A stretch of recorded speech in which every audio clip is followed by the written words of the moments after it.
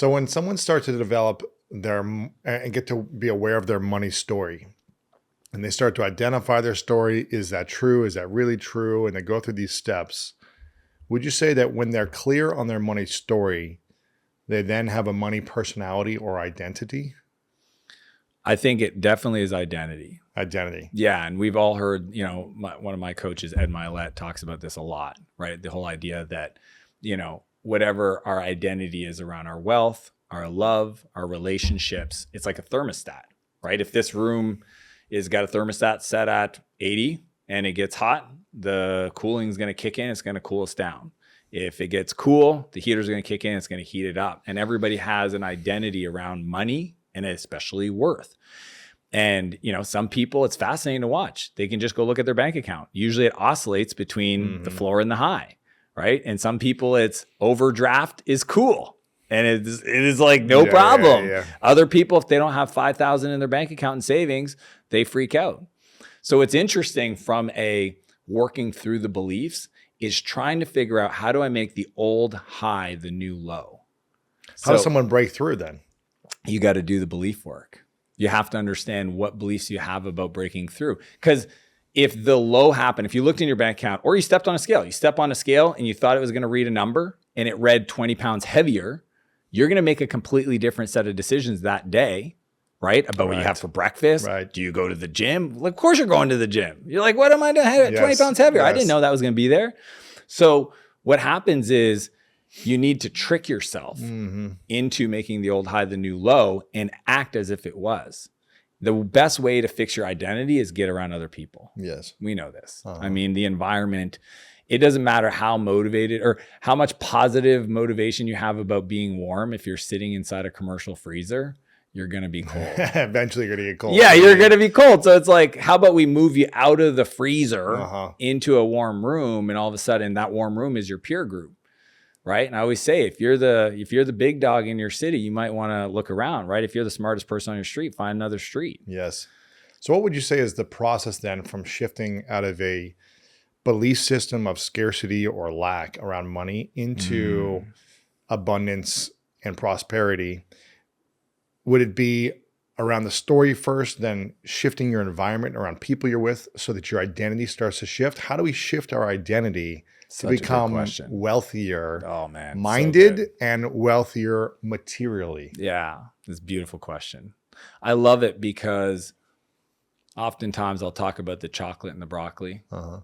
People, sometimes you have to communicate the chocolate because that's what people really want, but what they need is the broccoli. So the chocolate for a lot of people is success. It's rich, it's money, it's accolades, it's recognition, it's all that. And what is put a note on that. What is the thing that people usually want? Is it they want financial freedom? Is they want status? They want options? What is it people really want when they think around wanting more money? I think the word that comes to most entrepreneurs when I ask them this question, and I run big events and I say, okay, why do we start the business? One word, write it down, go. It's freedom. Freedom. It's freedom. Freedom means the ability to do what you want with who you want anytime you want, which is interesting because it's a bit of a fallacy, right? Your work ethic is a byproduct of your gratitude. Think about that. I think a lot of people that think, well, if I was rich, I would just hang out on the beach and do nothing, drink Mai Tais. The reason why you'll never be rich is because that's all you would do with that resource. If you became the person who could become rich, you would have a different character trait you would not be like, I don't want to waste my day. Yeah. I've done this for 14 days in a row. How many more days am I going to just hang out on a beach and do nothing? You get bored. So it's fascinating that some people that are broke have a belief about what they would do when they're rich. And it's the reason they'll never be rich because that energy will never bring that to them, right? So when you say, what should they do first? They got to focus on the abundance that's all around them. So start paying attention to abundance around you. It's you can wake up and you can decide that the world has scarcity and negativity and lack, and you will find evidence of that.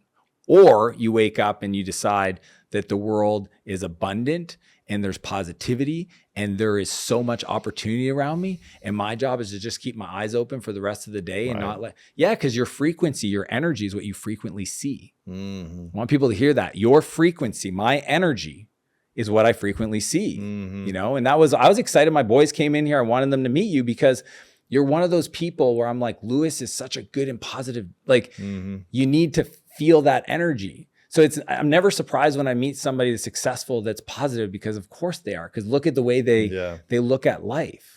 So I think the first thing, any person, no matter where they're at, doesn't matter how much money they have or have nothing, they can decide, hey, in the last hour, did I focus on opportunity? Did I focus on gratitude? Did I focus on abundance? Or was I complaining? Was I seeing the downside of my situation?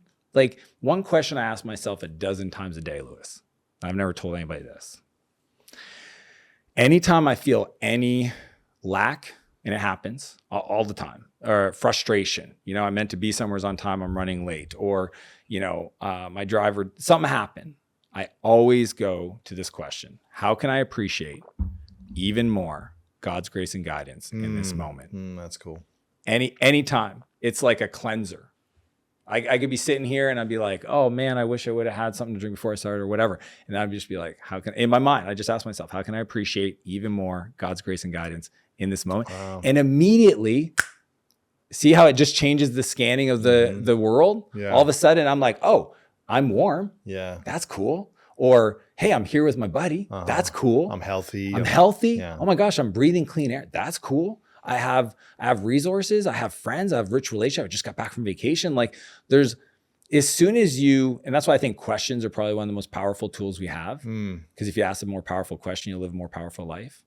And that is my question. It's my primary question that I use to try to reset it. So it's not about like, go get another skill or character trait or change your belief. It's really about like, can you decide right now to see opportunity all around you? It's there. Yes. It's right there.